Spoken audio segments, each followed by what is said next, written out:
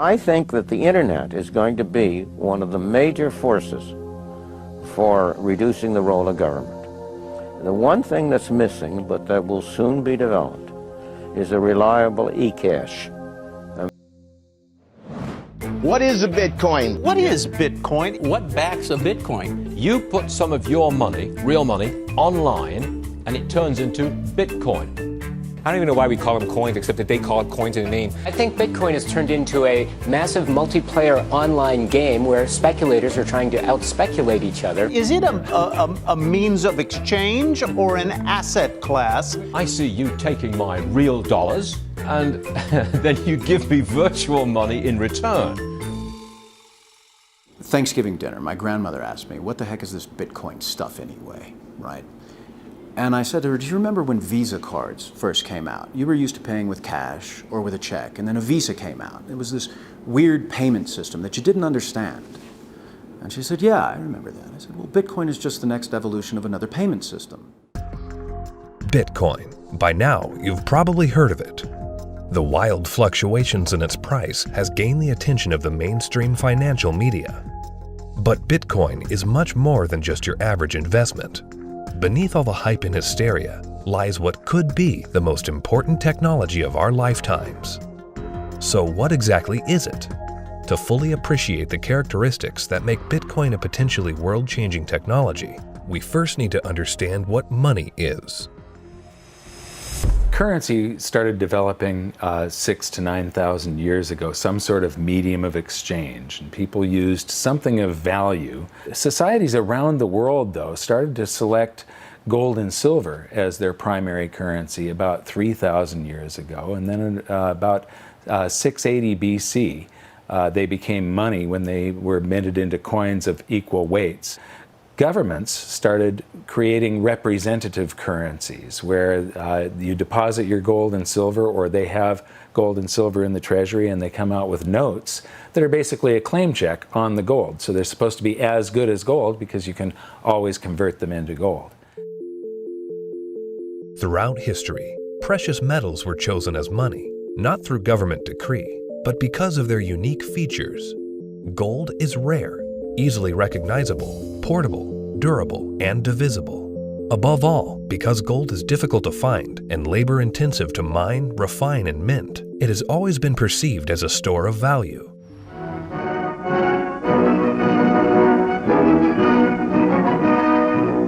At Bretton Woods, New Hampshire, delegates from 44 allied and associate countries arrived for the opening of the United Nations Monetary and Financial Conference. In modern history, as World War II was coming to an end, in 1944, the Allied nations met at the small town of Bretton Woods, New Hampshire. Here, they drafted a new financial system, which would stabilize the world's financial system once the war ended. With the United States poised to enter a golden age of prosperity, the U.S. dollar was chosen to be the world's reserve currency. The Bretton Woods system was created after the Second World War at the Bretton Woods Conference in New Hampshire. And rather than using gold as the means of exchange between countries, as was the case under the old gold standard, the dollar was going to be used. The dollar was chosen because back then it was as good as gold. Under this new system, the countries of the world would tie their currencies at a fixed rate to the U.S. dollar. And because most of the world's gold was held in U.S. vaults, the U.S. dollar would be backed by gold at a fixed price of $35 per ounce. This created a system where the currencies of the world were effectively backed by gold through the U.S. dollar. I have directed Secretary Connally to suspend temporarily the convertibility of the dollar into gold or other reserve assets. The Bretton Woods system lasted for about 25 years, but in August of 1971, President Richard Nixon called for an emergency press conference where he announced foreign countries would no longer be able to convert their U.S. dollar holdings into gold. This surprise move would come to be known as the Nixon shock. With this one announcement, President Nixon effectively created our current monetary system, a system where no currency is backed by gold or anything of value. This is what is known as a fiat currency. Fiat currency is currency that's backed by nothing except government promises. The word fiat is a Latin word, and it basically means currency that's circulating by force. If people have confidence in that currency, and if there's enough government force, that will enable the currency to circulate for a period of time until people lose confidence in the currency. Money is a medium of exchange, and the way it has evolved is that it's always something of intrinsic value until the modern age, when the politicians say, well, we don't need anything of intrinsic value anymore. All we need is political decree. We can say this is money, this piece of paper is money. Now money has a new characteristic. But underneath it all, there's this same concept in place that nobody ever seems to challenge, and that is that governments have a right to declare something of no value to be money, and you must accept it. That's really the problem, and it's still the problem today. Without anything tangible backing the currencies we use today, governments around the world have been able to issue unlimited amounts of new currency without restraint. And with the advent of the digital age, currencies around the world are now digits in a global banking database. So what is Bitcoin? Well, simply put, it's a digital currency, much like the electronic currency we use today. But it's also the payment network which facilitates the transfer of this new digital currency from one person to another. Bitcoin's a new internet protocol that enables the transmission of value over a communications channel. You can think of it like being able to send a gold coin as easily as you send an email. You can send any amount of money to anyone in the world, anytime, can't be seized, can't be confiscated, can't be frozen. Very useful technology. So Bitcoin is a digital currency and it is a payment system. So it's a payment system in the same way that bank networks are, or PayPal. Those are all payment systems. But it's also a currency. So PayPal and banks use the dollar as their currency. The Bitcoin payment system uses Bitcoins as its currency. So they both have the same name.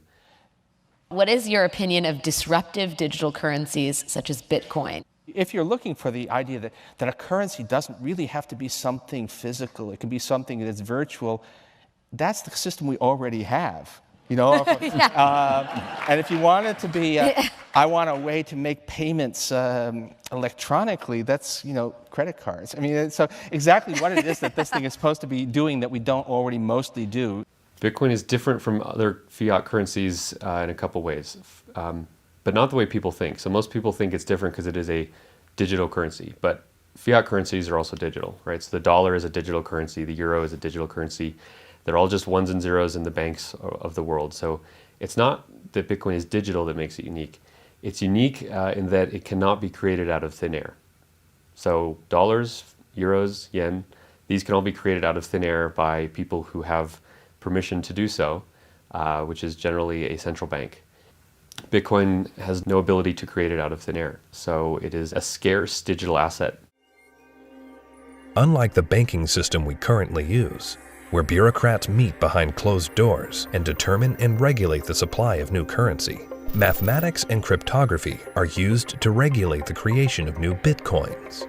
The Bitcoin network is decentralized, meaning that instead of transactions and account balances being stored on a central computer or database, Bitcoin's ledger of accounts, more commonly known as the blockchain, is distributed across tens of thousands of computers around the world.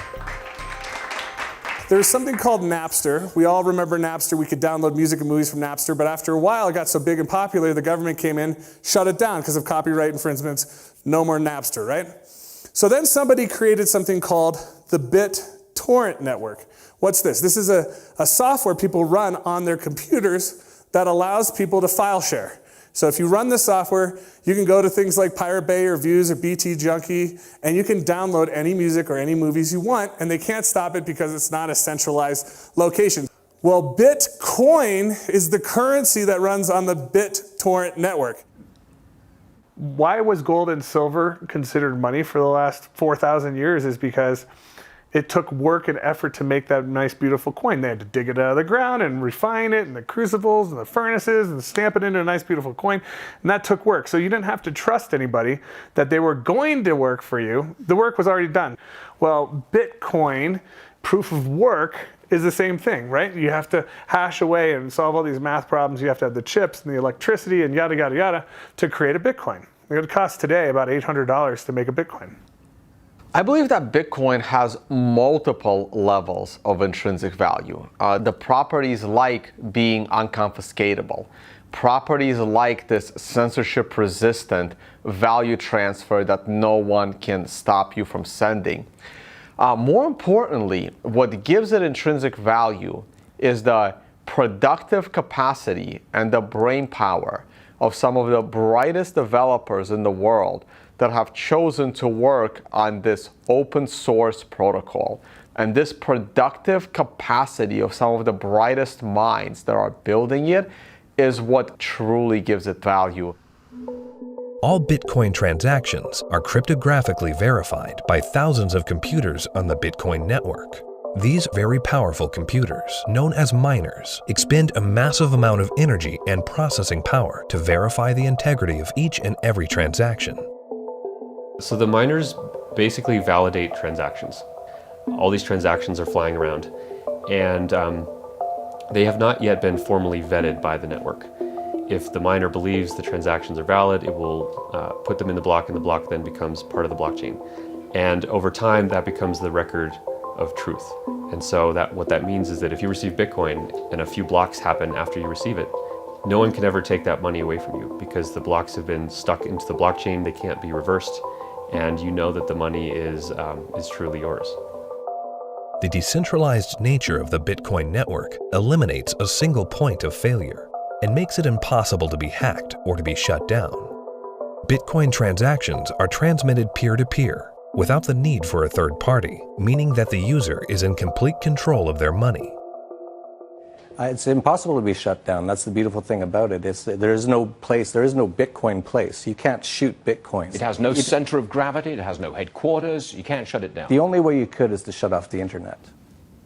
Your average person has absolutely no idea how their email works, but it works, and that's all that really matters. And Bitcoin's very similar to that. But as far as what I would do to tell people or describe to people who don't know about Bitcoin what it is, I would say it's a form of money that you can just use on your phone or your computer in today's digital age where everyone's on the internet, that is much faster to send than most of the banks. And it has, for at least since its inception in 2009, risen in value.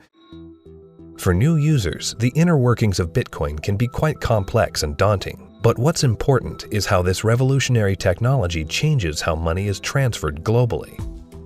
Right now, every single payment that you make to another person goes through an intermediary. Either PayPal or bank or Visa or MasterCard. And more importantly, the governmental jurisdiction decides if you're allowed to make that payment. That payment could be stopped halfway through, and then you have to try and get your money back.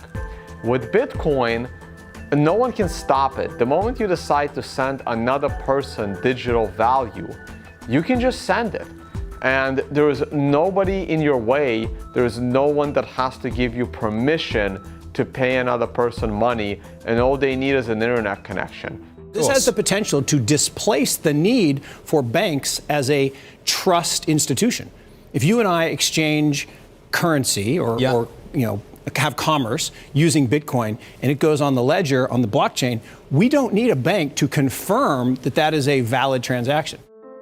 One of the differences between Bitcoin and the banking system is it doesn't require a third party to perform. When you make a deposit into a checking account or a savings account, you are actually loaning the bank your currency. They now have title to it, and they have a liability on their books to pay you back one day, but they get to do anything they want with it. And you have this intermediary, this third party, counterparty that has to perform for you to be able to get your currency back. Cryptocurrencies invert the power structure.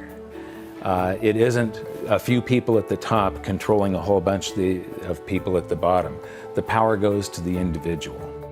In the same way that the internet flattened access to information and allowed anyone in the world with an internet connection to learn basically anything they wanted to know and to communicate with anyone else on Earth, Bitcoin does that with money. So now anyone on the planet, no matter their age or the arbitrary geographic location in which they were born, or the arbitrary rules of the people that govern over them, that person can now engage economically with anyone else in the world directly.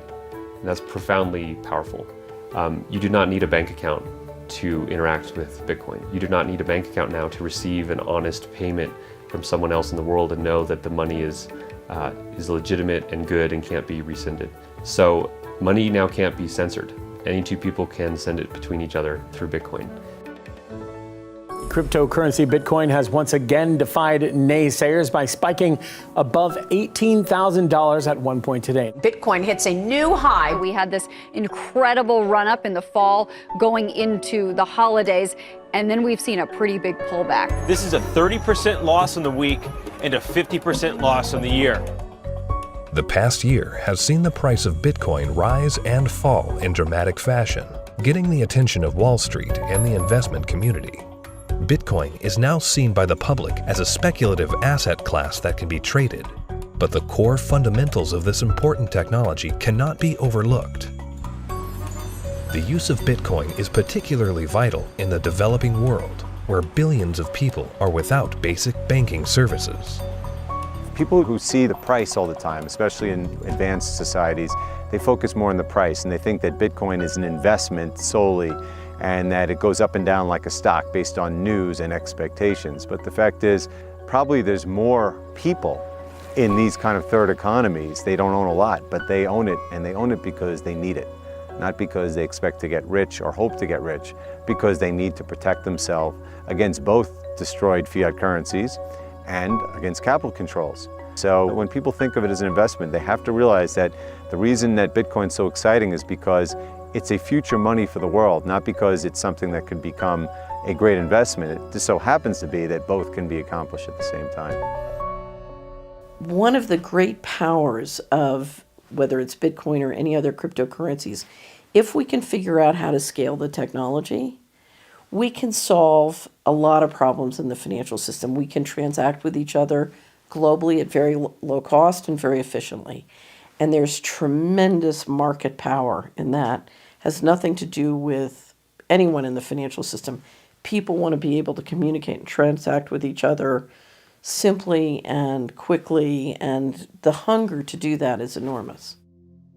Today, Bitcoin is seen as a financial asset, but as the technology develops, the blockchain that powers Bitcoin may be used to verify transactions other than the transfer of money.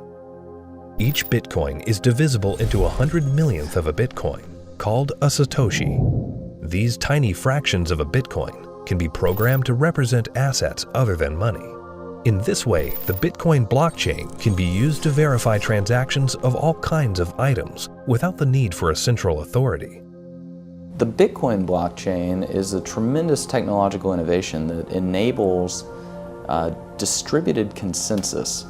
People are able to come to agreement on what the state of this ledger should be and what it is.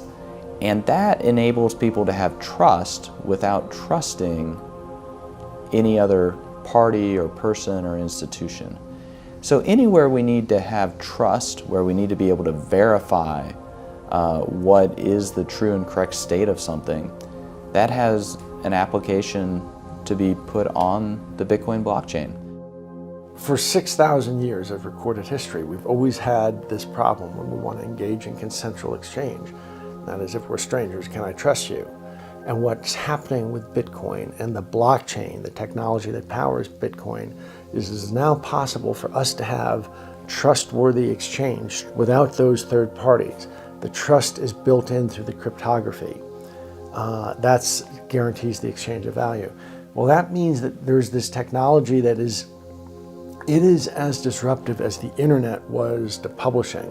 But this is disruptive to these 100 different institutions that really are the glue that pull society together. You know, everything from as mundane as notary publics to the land titling, to coining money, to voting.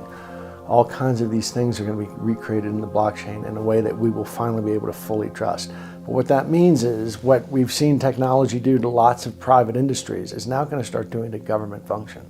The thing for me is, understanding the implications of what this is. You can take 100 million bits of a Bitcoin. Each bit is called a Satoshi, right? And you can program that to be anything of value. It can represent titles to automobiles or real estate or diamonds or gold or votes in elections. Anything of value can now be digitized and tokenized, put up on the blockchain, and transacted, can be sent across the internet without having to go through a trusted third party.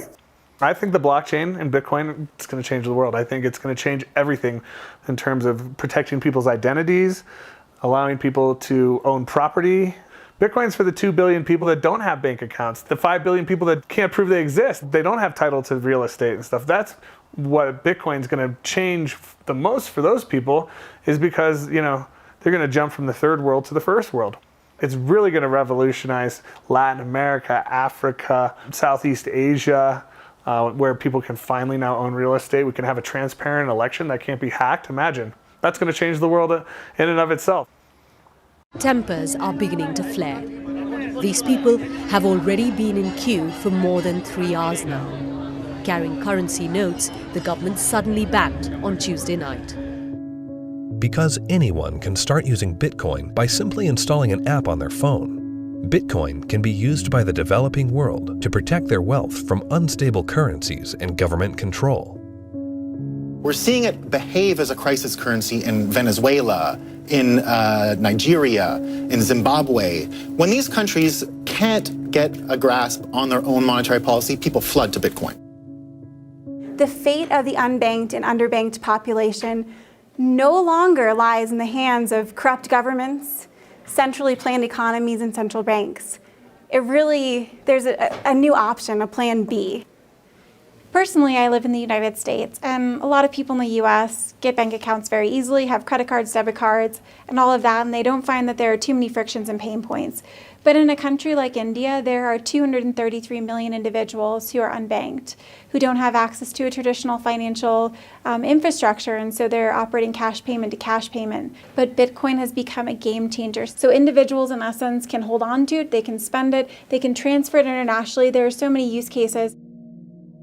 Currently, Bitcoin transactions can sometimes carry a significant fee, making it unsuitable for use for small transactions. But Bitcoin is programmable money, meaning that new layers and technologies can be integrated into it. In the near future, one such development, called the Lightning Network, will help reduce the cost of Bitcoin transactions. At the moment, Bitcoin is actually suffering from being too popular. One of the challenges that Bitcoin has is every transaction needs computational power to process. So at the moment, Bitcoin can settle about 4 to 7 transactions a second. And in the future, each of those 4 to 7 transactions a second can contain 1 million transactions within it. And that's what the second layer and Lightning is trying to do. It will just make it so much more efficient and so much cheaper for the average person. The integration of the Lightning Network into the Bitcoin protocol will scale Bitcoin into a fast, cheap, and efficient payment system. Once implemented, this will have enormous implications for the developing world. One of the stumbling blocks to doing international business is the payment system. And to be honest, if you're taking credit cards from some countries, those countries are so associated with fraud that your rates on all credit cards you take just become astronomical, and it becomes prohibitive. Something like 33% of the credit card transactions coming out of Africa are fraudulent. So nobody wants to take business from Africa. It's just too risky. With Bitcoin, you know the funds are good. So as a merchant, yeah, pay with Bitcoin. I'll sell anything you want, that's legal to Africa. That has tremendous implications, to be able to get access to these types of products and services so seamlessly. And then they're able to start having property rights. And property rights is really what's going to help lift them up out of poverty. Closer to home, in today's digital world, governments have started to phase out cash, replacing it with digital currency. In this environment where concerns over personal privacy are very real, Bitcoin provides monetary sovereignty outside the control of government policy. When you have a situation where the government is trying to control, they don't want people to have the means of hiding anything from them. Not just from a tax standpoint, they want to know what everyone's doing in Big Brother fashion. So, the way that I look at Bitcoin is it's the ultimate monetary weapon that the people have never had in history. Every government in the world wants to go cashless. One of the reasons is that in a cashless society, you are not able to exit the banking system. When people panic, they run to the ATM machines, they run to the bank and they withdraw money. The other thing is the governments are starting to run out of money, and governments don't build anything. They just use other people's money. So they are treating everyone as a tax evader.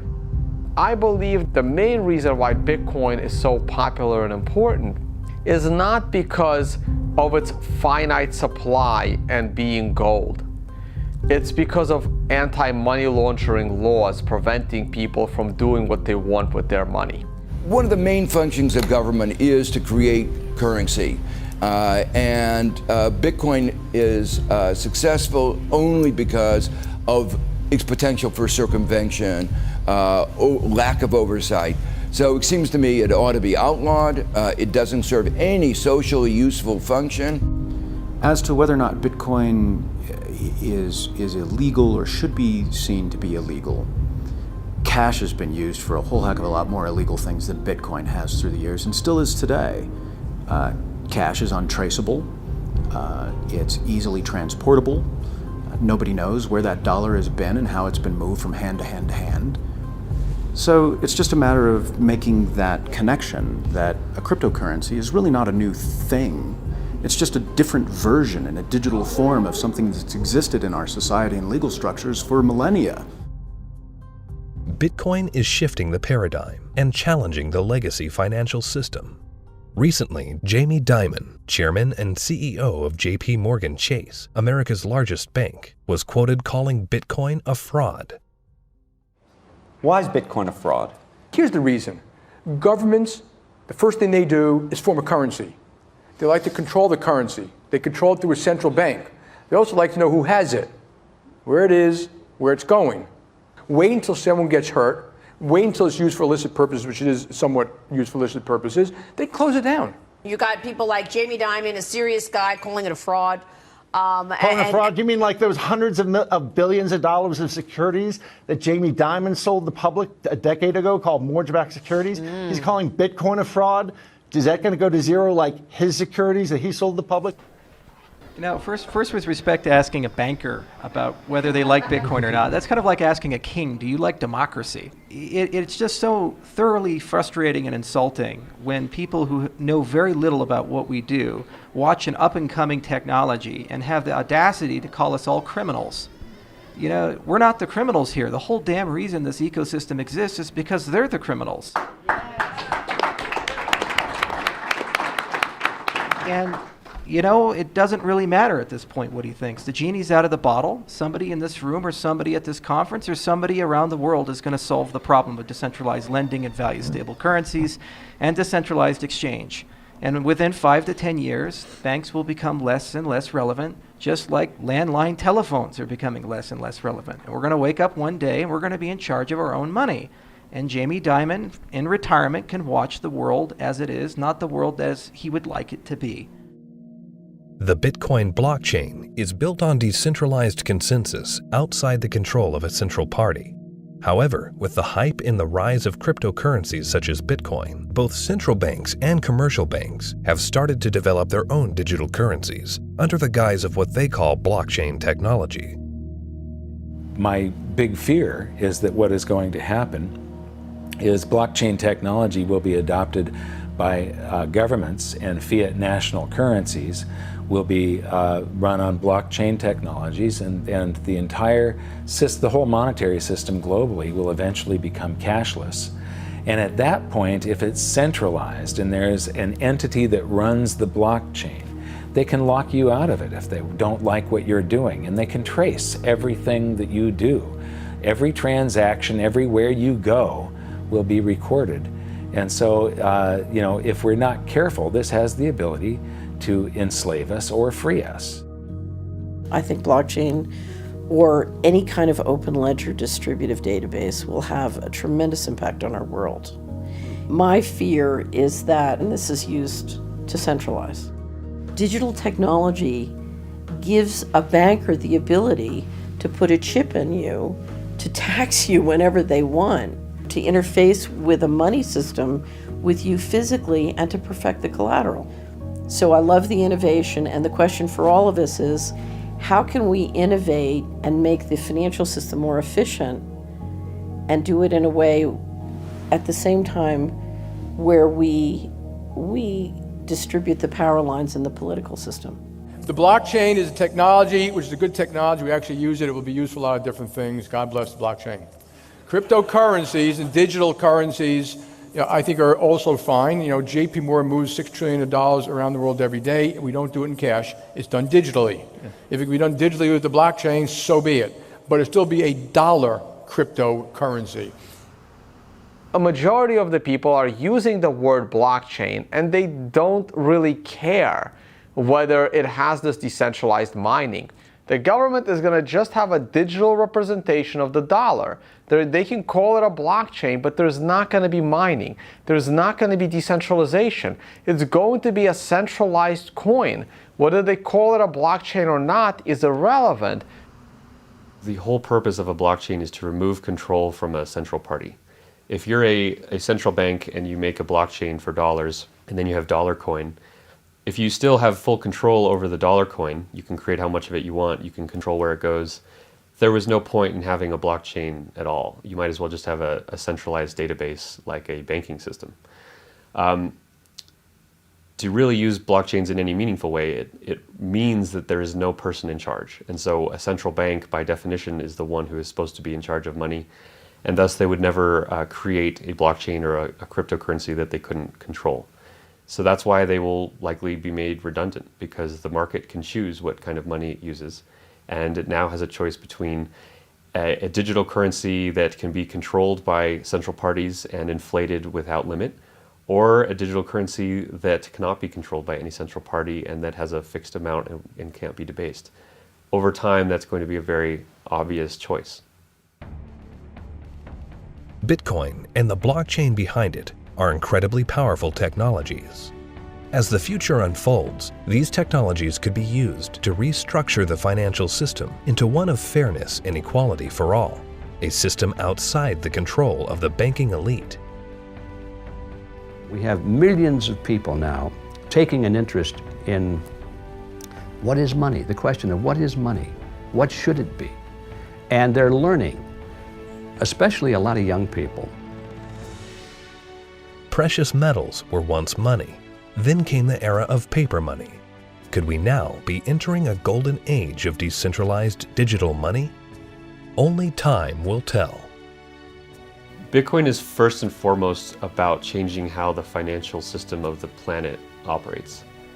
However, Bitcoin is also a financial asset itself, and it goes through these bubbles, and people have made many millions of dollars when they buy it low, and then it goes up in value.